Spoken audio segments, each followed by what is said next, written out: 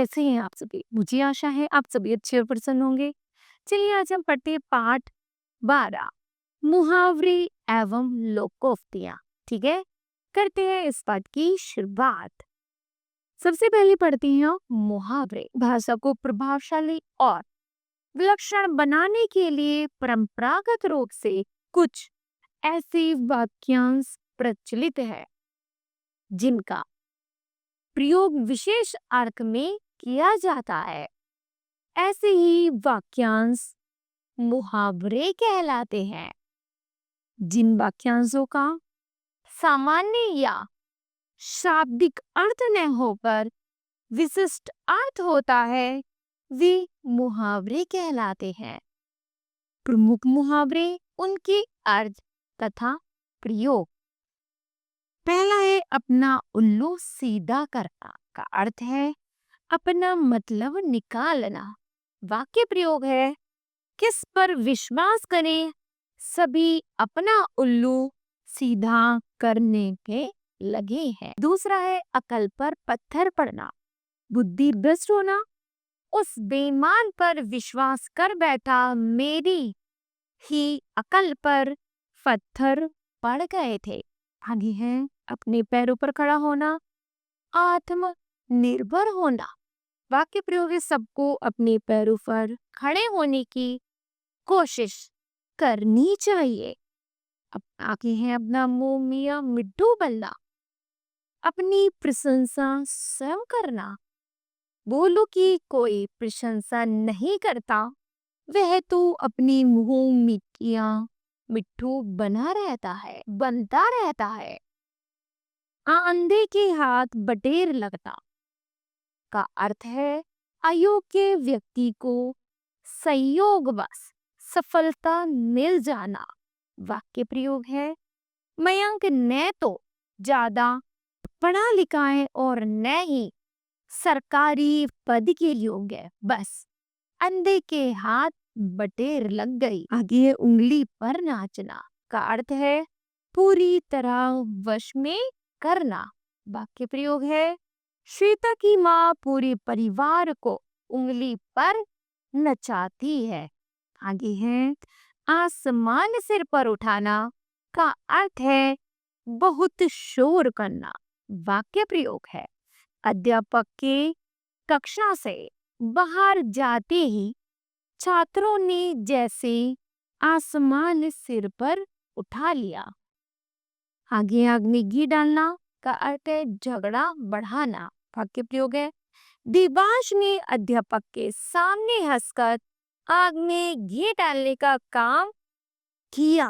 आगे आंखें फेर लेना, परिस्थिति देखकर बदल जाना। वाक्य प्रयोग है मुसीबत में सभी आंख फेर लेते हैं। फिर है आस्तीन का सा। का प्रयोग है विश्वासघाती मित्र।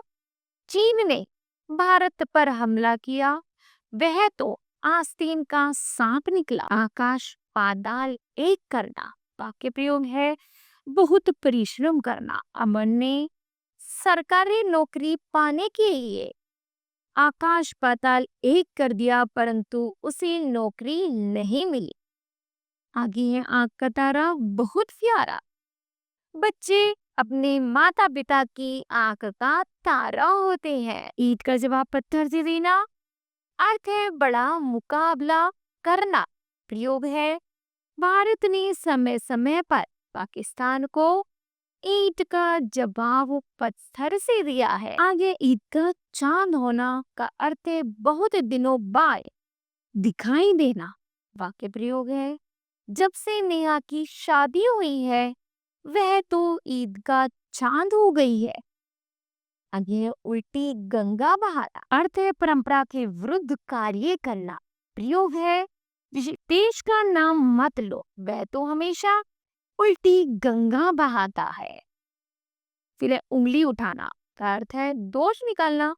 वाक्य प्रयोग है पंचवर्षीय योजनाओं से देश का विकास हुआ है, इस पर कोई उंगली नहीं उठा सकता। ठीक है। आगे है कान भरना। का अर्थ है किसी के विरुद्ध शिकायत करना। वाक्य प्रयोग है रिंकी ने पिंकी के विरुद्ध अध्यापक के कान भर दिए। आगे है कोल्लू का बैल होना। अर्थ है निरंतर काम में लगे रहना। वाक्य प्रयोग है दिन रात कोल्लू का बैल बने रहती हो, कभी आराम भी कर लिया करो। आगे कान पर जू न रहे, का अर्थ है कोई असर न होना। वाक्य प्रयोग है वर्षा के माता पिता ने वर्षा को बहुत समझाया, पर उसके कान पर जू न रहेंगी। ठीक है, चलिए अब आगे हैं लोकोक्तियां। समाज में लोगों के अनुभव के आधार पर कुछ ऐसे कथन प्रचलित हो चुके हैं जो समाज द्वारा स्वीकृत हो चुके हैं। समाज में प्रचलित ऐसे कथन को लोकोक्ति या कहावत कहते हैं। लोकोक्ति ऐसा वाक्य होता है जो किसी कथन को पुष्ट करने के लिए बोला या लिखा जाता है। यह स्वतंत्र वाक्य होता है। इसमें निहितार्थ या सत्य किसी नव समाज के अनुभव पर आधारित होते हैं। प्रमुख लोकोक्तियां उनके अर्थ एवं वाक्य प्रयोग। पहला है अकेला चना भाड़ नहीं फोड़ सकता। का अर्थ है अकेला चना अकेला दट्टी कुछ नहीं कर सकता। योग है यदि एक व्यक्ति ईमानदार है तो वह बेईमानी खत्म नहीं कर सकता। किसी ने ठीक ही कहा है कि अकेला चना भाड़ नहीं फोड़ सकता, है ना। आगे अकल बढ़िया बैक्स का अर्थ है शारीरिक बल से बुद्धि पर श्रेष्ठ है। प्रयोग है छोटे से लड़के ने चोरों से पूरे गांव की रक्षा कर ली। इसे कहते हैं अकल बढ़िया भैंस। आम खाने या पेड़ गिनने, तो इसका अर्थ है अनावश्यक बातों में रुचि न लेना। प्रयोग है काम कैसे हुआ यह न पूछो, तुम्हें आम खाने हैं या पेड़ गिनने हैं। आगे अपनी अपनी डफली अपना अपना राह करता मनमानी करना। प्रयोग है यहाँ तो कोई किसी की सुनता ही नहीं, सभी अपनी मनमानी करते हैं। इसे कहते हैं अपनी अपनी ढफली अपना अपना राह। आगे अंगूठियों के दाम का अर्थ है दोहराया। वाक्य प्रयोग है अखबार भी पढ़ लिया फिर रद्दी बेचकर पैसे दे, हुआ ना आम क्या गुठलियों के दाम। आगे है अब पछताए क्या हो जब चिड़िया चुग गई खेत। का अर्थ है अवसर बीत जाने पर पछताना व्यर्थ है। वाक्य प्रयोग है रोनित ने पढ़ाई नहीं की और फेल हो गया, अब पछता रहा है, किंतु अब पछताए क्या होत जब चिड़िया चुग गई खेत। आगे है हाथ कंगना को आरसी क्या। का अर्थ है प्रत्यक्ष को प्रमाण की आवश्यकता नहीं पड़ती। अनिका ने कनिका से कहा कि यदि तुम मेरी बात को झूठ समझती हो तो अभी मेरे साथ चलो, अभी सच्चाई का पता चल जाएगा। हाथ कंगन को आलसी क्या। आगे है ऊंची दुकान सीखा पकवान का अर्थ है दिखावा अधिक और काम कम।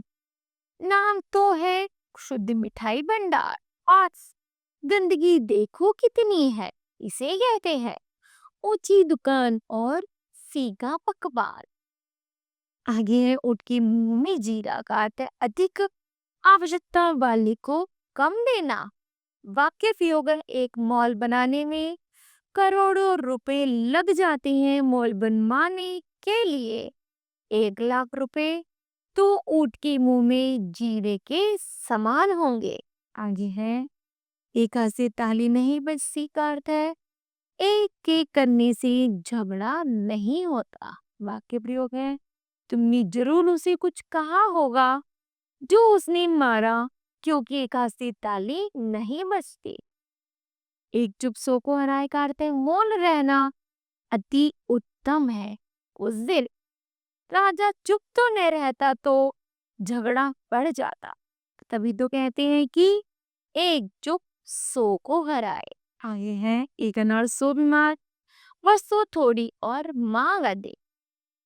योग्य धर्मशाला में 4 कमरे खाली है और यात्री 50 हैं। यह तो वही बात हुई कि एक अनार 100 बीमार। आगे है, काला अक्षर भैंस बराबर का अर्थ है अनपढ़। बुद्धू को पत्र लिखने से कोई फायदा नहीं, उससे तो स्वयं ही जाकर ही मिलना पड़ेगा, क्योंकि उसके लिए तो काला अक्षर भैंस बराबर है। ठीक है, ठीक है। इस तरह बच्चों यह पाठ समाप्त होता है। मुझे आशा है कि आप सभी को यह पाठ समझ आया होगा। धन्यवाद।